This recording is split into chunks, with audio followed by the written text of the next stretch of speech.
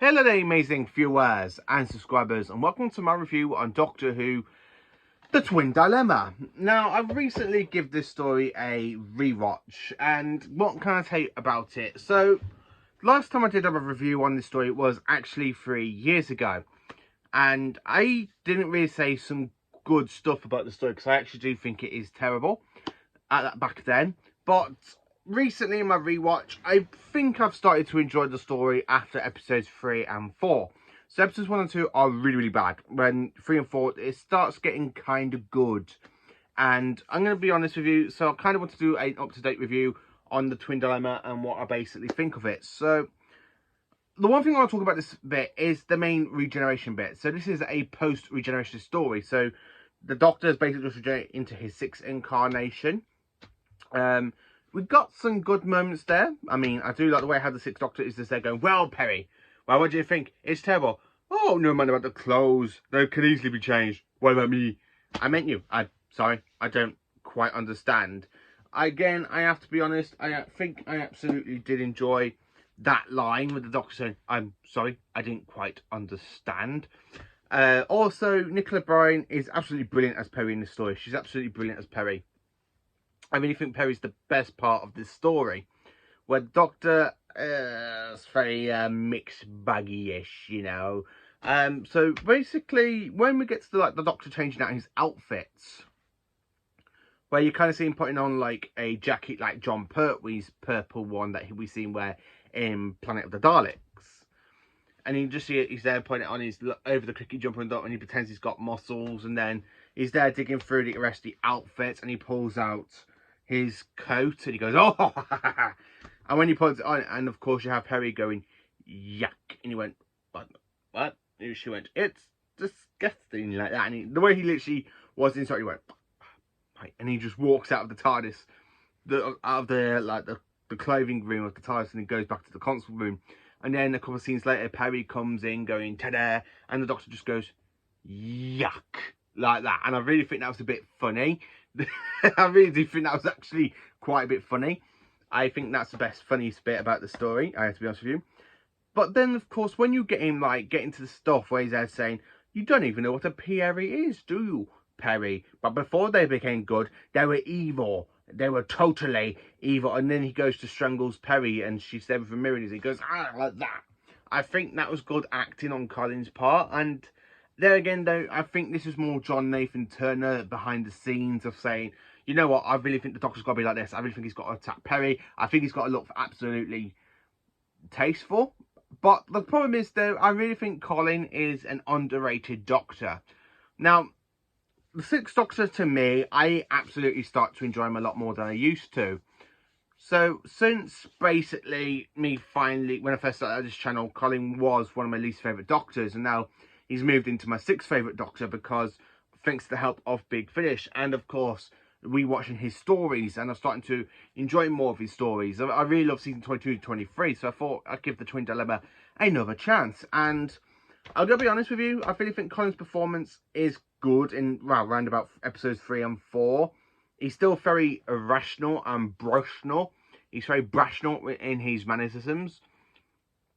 Azrael himself, I think Azrael is a good time. The fact that this is the Doctor basically knew him back from Gallifrey, I think that's a good little connection. Makes for the giant slug, half human, half slug creature. Yeah, I think he's an absolute div, and I don't like the way how he actually is. I don't know. The actor that plays the voice of him is okay. I really like the whole deep voice persona, but basically it's just another Doctor Who story done with a really bad budget.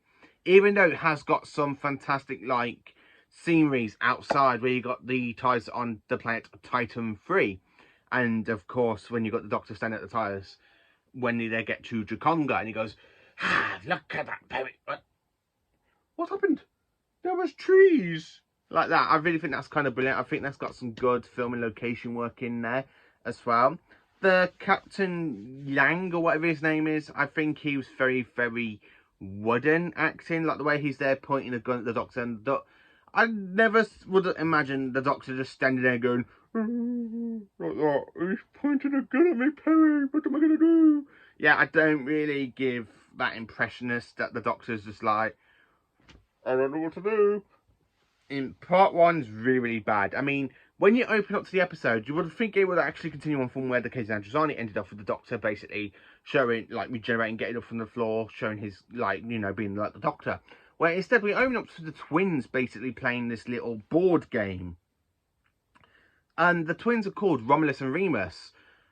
And I really think the people, whoever wrote the story, basically was a Star Trek fan to give them the name of Romulus and Remus, because them two are known planets in the Star Trek universe in the Romulan Star Empire. So we've got two twins, basically Romulus and Remus. They get kidnapped because Mestor wants their powers so they can actually make planets go back in time. And of course, Mestor can spread his little alien eggs after they kind of get thrown into the sun. And basically the sun expands and basically throws out, you know, mentals, basically offspring across the entire universe. Which the Doctor does basically stopping this one. Well, the Doctor not so much. It's mainly Mestor who basically helps the Doctor, because he's there talking, no, Doctor, you should let him go to me. I can't. You're standing by, Doctor. It's just too weak. It's just not good enough for him. Oh. And then, of course, he's basically dying because he's on his last body, Azrael is. Basically, Azrael is on his last body. So, basically, he's trying to force a regeneration, which isn't going to happen because this is where he dies. The ending bit, I have to admit, of the story, I really do quite like the ending where the Doctor is a bit rude to that police captain, whatever his name is, and he's got the twins in the title, and you've got Perry basically telling him off.